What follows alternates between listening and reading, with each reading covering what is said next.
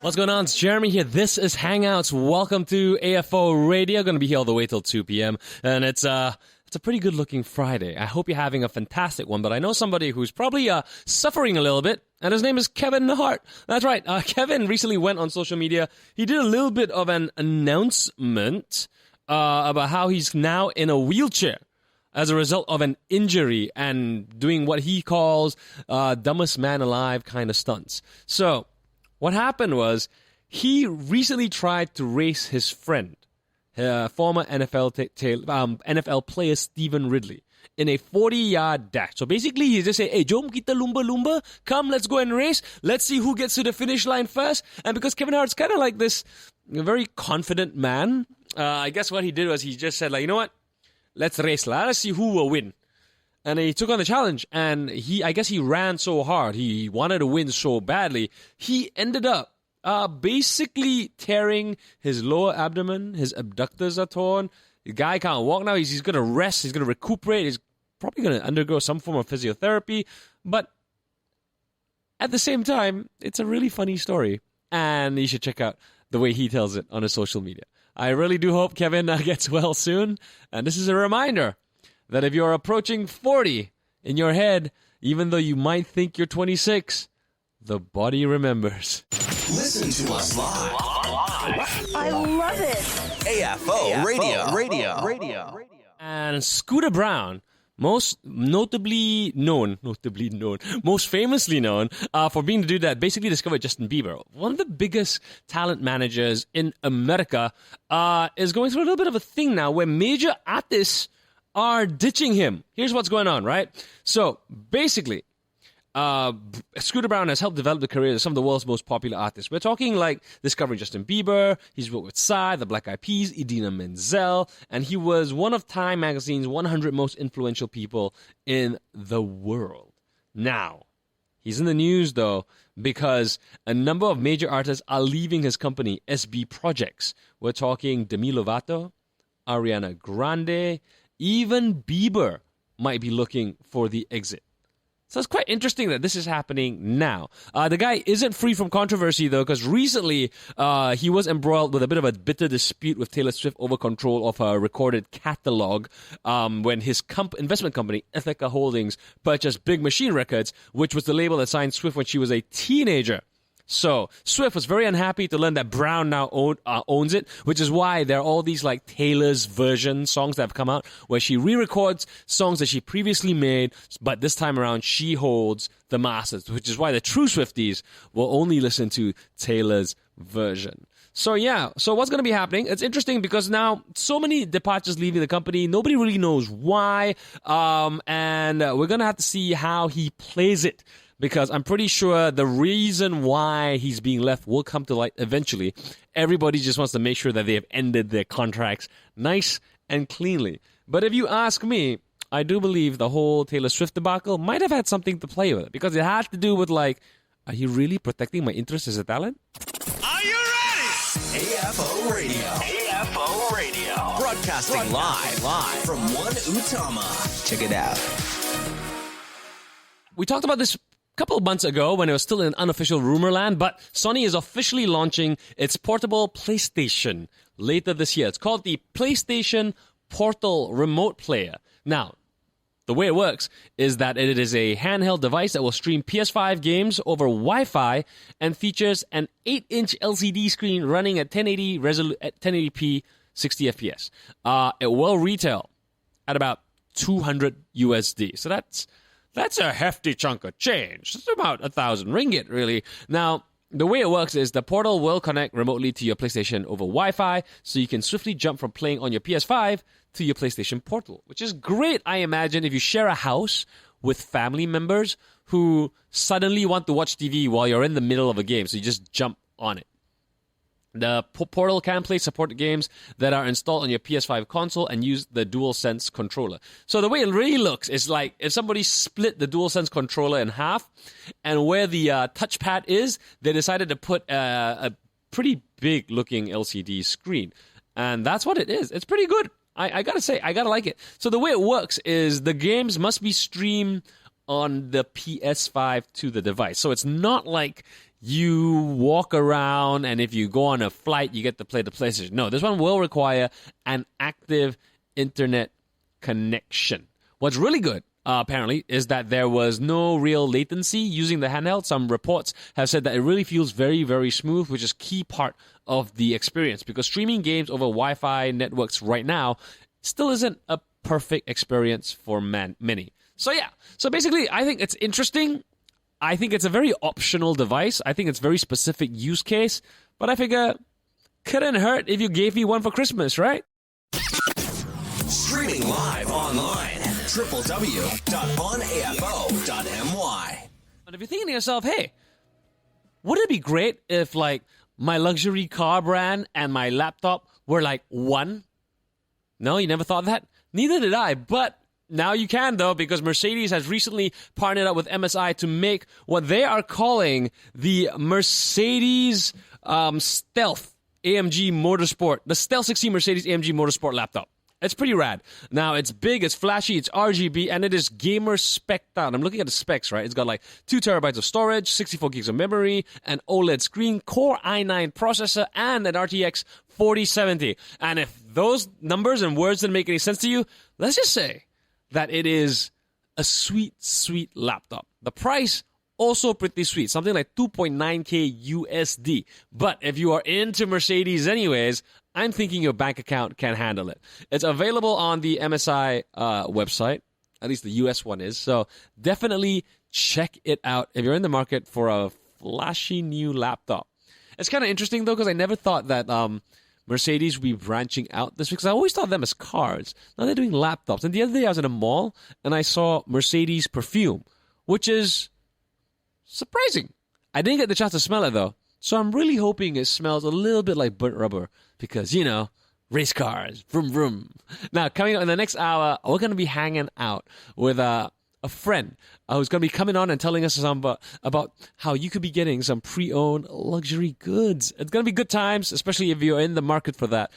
Those details are next. Playing the hits you love. Hey, I'm Ed Sheeran. I'm Justin Bieber. Hey, this is David Guetta. AFO Radio.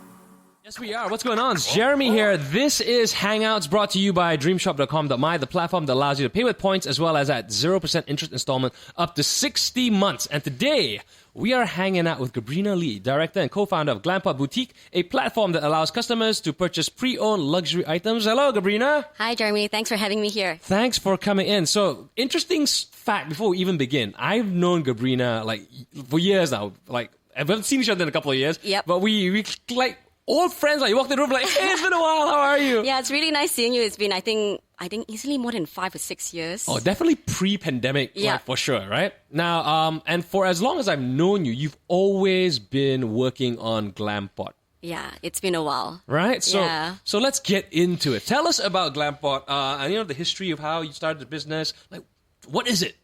Okay, so for those of you who don't know, hi, I'm Gabby. You can call me Gabby for short. And I run Glampot. It's a sibling duo business with my brother David. And Glampot was started back in end of 2007. So how it started was we actually went on a family trip, me, my mom, and my brother, to Hong Kong. So at that time in 2007, there was it was the boom in Hong Kong where there's so many of these like luxury resellers over there. And to us, it was quite like a kind of new concept that we've not seen before. Right.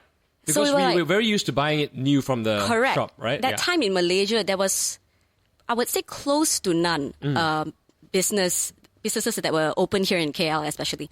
So we went to Hong Kong and then we're like, wow, this is something really, really new and exciting we've not seen before, right? So luxury reselling business, so your pre-loved Chanel, Gucci's, LVs and all that.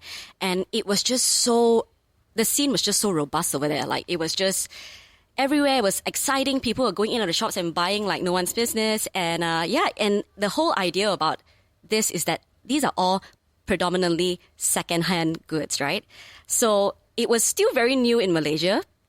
And back then, when we decided to experiment with this idea, I think we needed to do a lot of educating, Malaysians, that, buying secondhand is good. Buying secondhand is not a bad thing. So what actually allowed us to experiment with this idea was at the time, so I'll just to give you a little bit of background, sorry if I'm jumping all No over the worries, place. yeah. So my auntie, so this is my mom's younger sister, she runs a nail salon in Subang in USJ. And at that time, the business that was next to her unit was a hair salon, decided to vacate out. So there was an empty unit next to her. So we thought, like, you know what? This must be perfect timing. There's an empty unit right next to my auntie's, and we decided, why not we just try and set up a Glampot here? And that's how it started.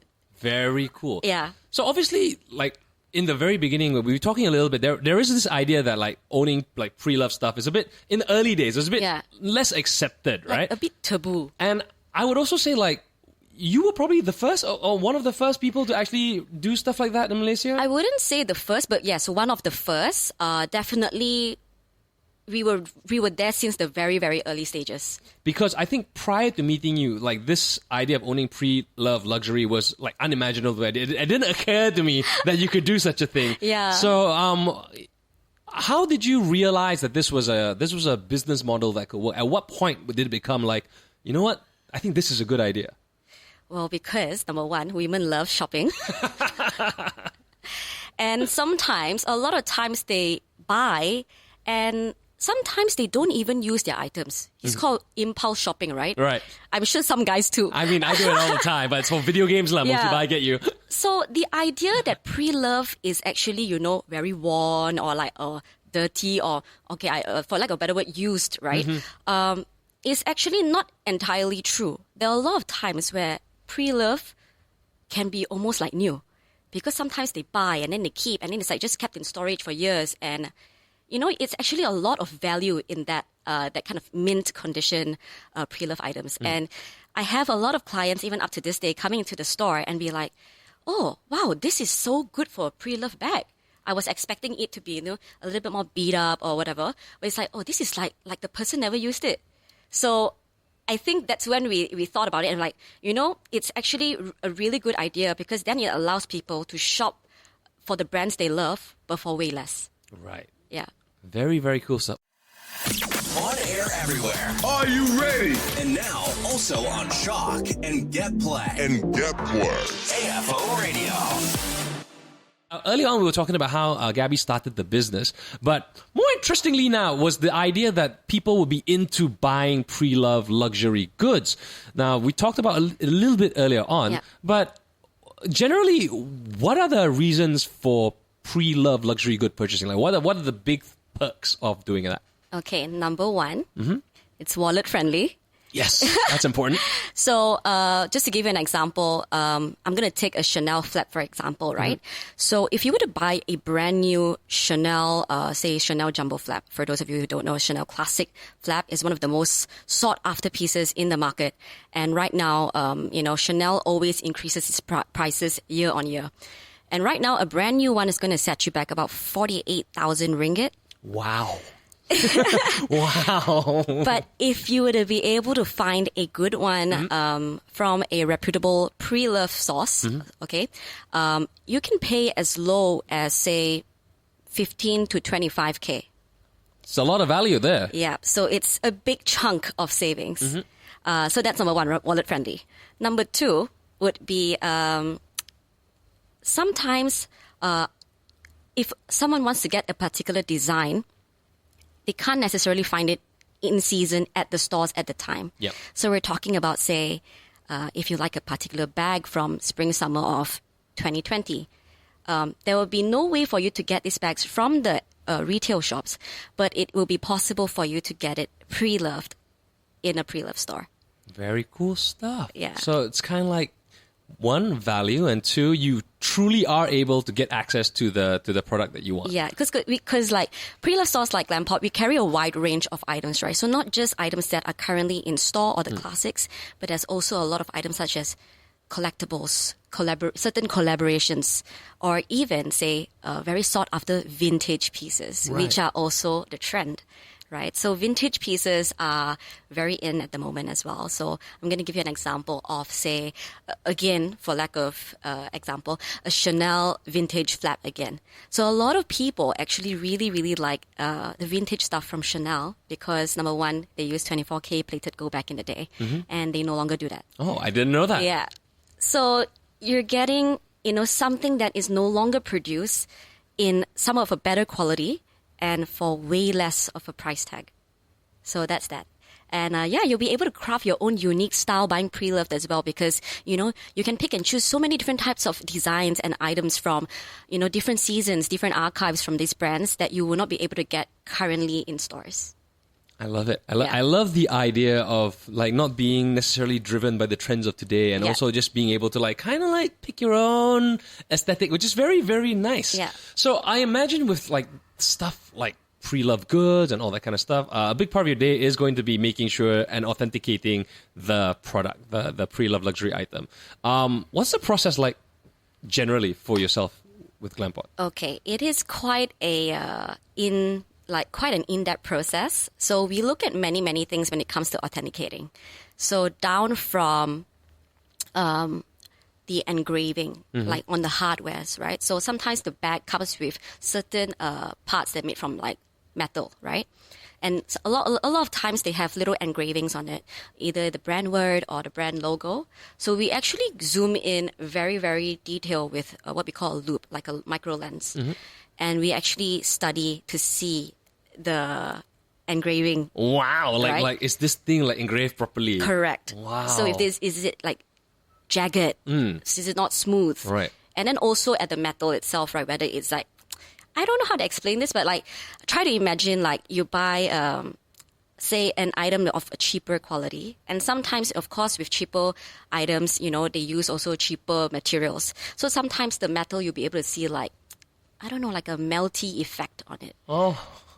So this one you have to go into a microscopic level to see the melty effect. Yeah. So, when it comes to like this expensive stuff that you're paying, premium stuff, right? It has to be really, really good quality. And not just that, right? So when it comes to the hardware, we also check on the weight as well. So being in this industry for close to 16 years now, it's kind of like you have a touch, by touching and feeling the item and also not just seeing, right? And on top of that, it will also be the touch and feel of the leather or whatever material that's being used. Fonts. So we study the fonts as well. Wow. And again, this is at a microscopic level. Yes. On top of that, stitching. So stitching to see whether it's aligned. Is it too wide of a gap? Or are the threads too thick or too thin?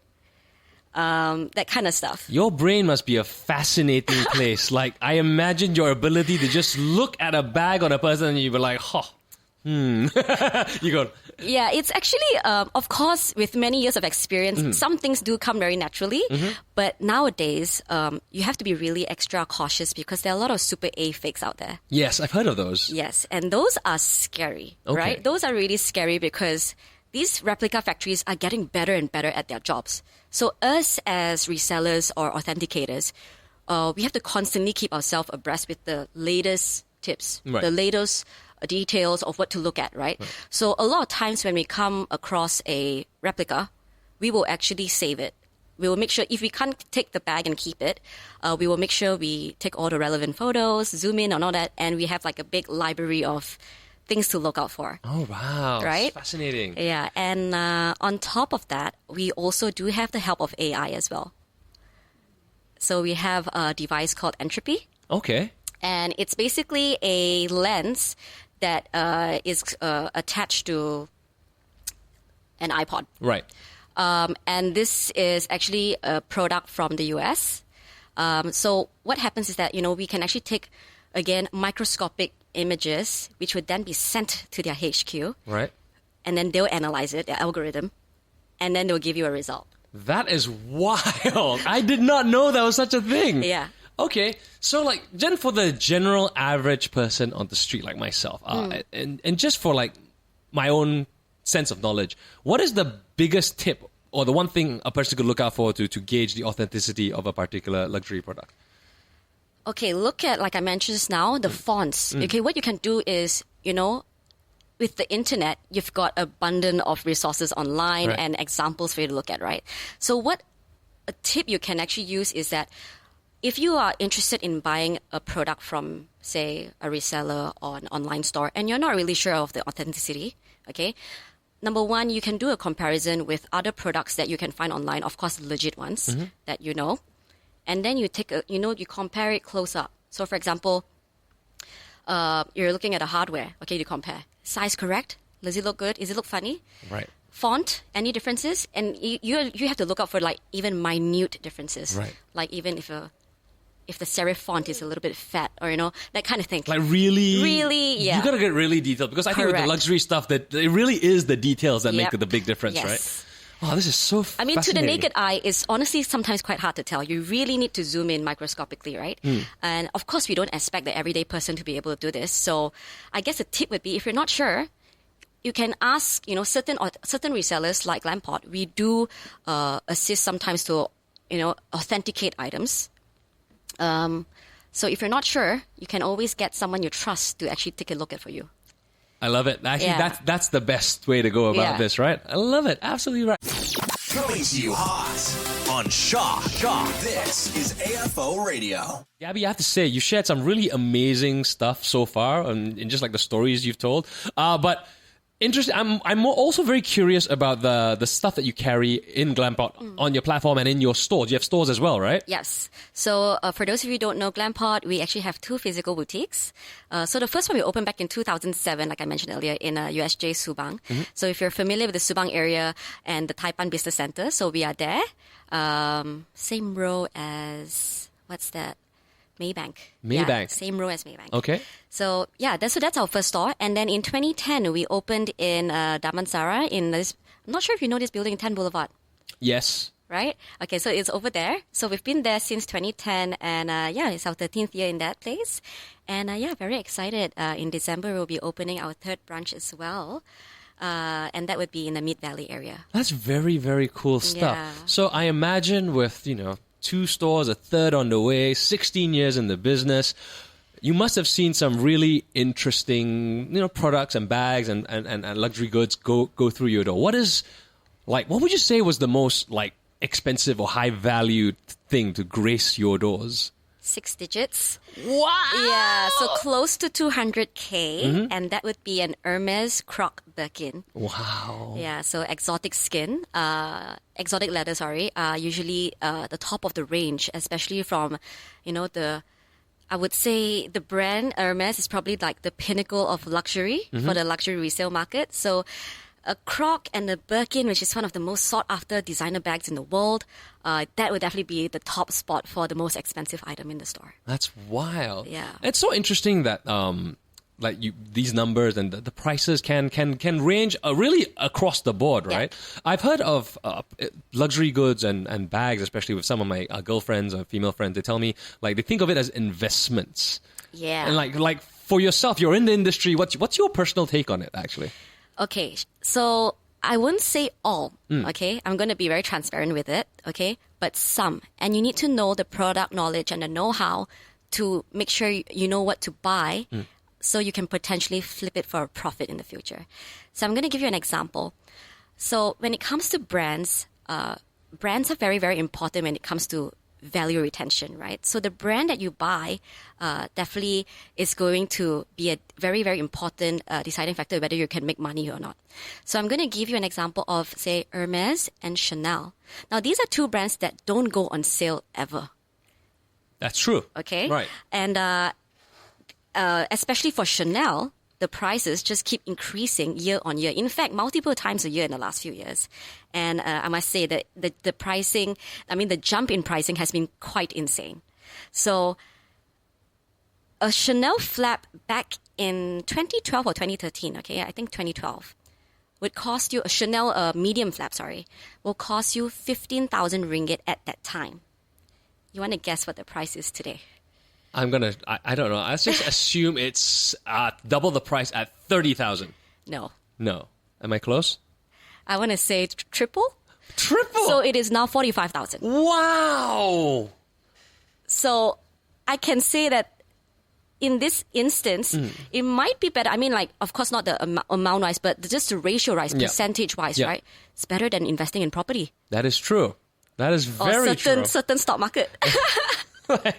Like girlfriends all around the world now are going like, you hit it, it's better than property. What for buy a house? Just buy me 10 Chanel bags. Yeah. But yeah, so like, for example, like that, right? But of course, you must know what to buy. So a rule of thumb is classics. Okay. All right. So classics will always hold better value and will grow exponentially down the road compared to, say, seasonal items. Okay. So if you're buying a seasonal item, chances are you probably won't be able to flip much. Right.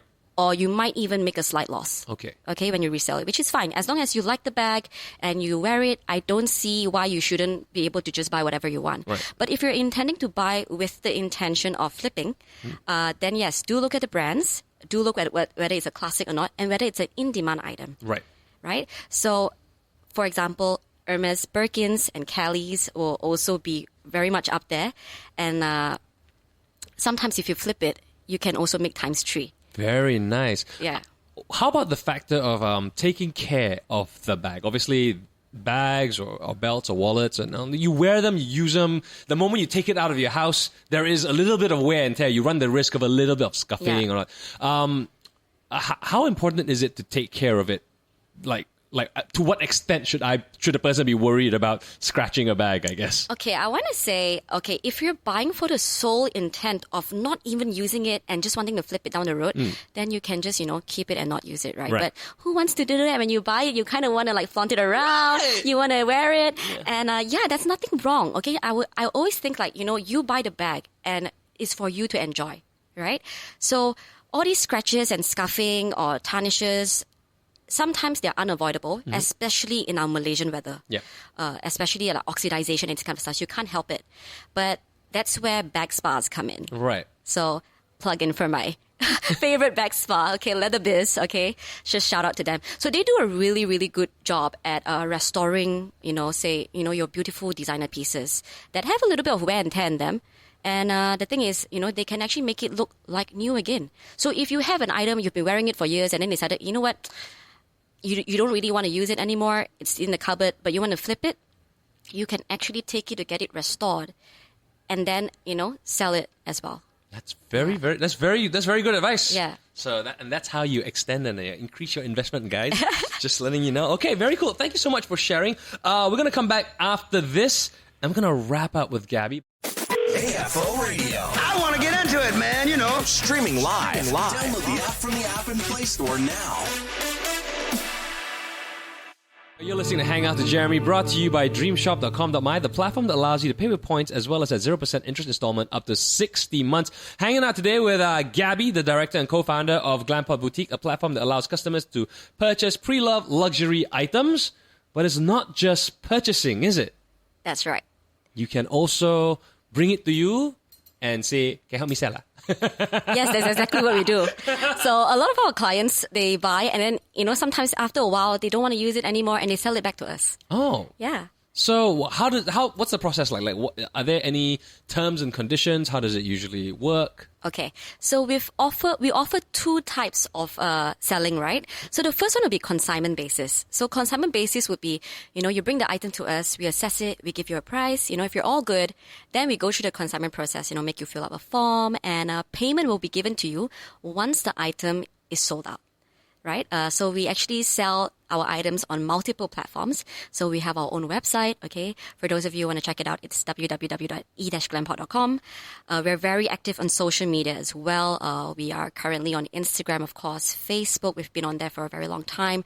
And now we're trying to tinker with TikTok a bit. Ooh. It's kind of a new thing for me. But yeah, I'm trying to get more into it. TikTok and on the Chinese side, Xiaohongshu. So these are the 4, and also, Carousel as well. So we also do this on Carousel. So we have all these different platforms and of course our physical stores as well to be able to sell your items for you. So that will be what happens when you choose the consignment process, right? There is also the second option, which is a direct buyout. Okay. So this is for people who, don't want to wait. And the buyout normally is a little bit lesser value than the consignment value. So we give you two different types of pricing. And see which one you actually want. And for those that are okay with the buyout, no questions asked. After we've done authenticating and vetting your item, you get paid on the spot.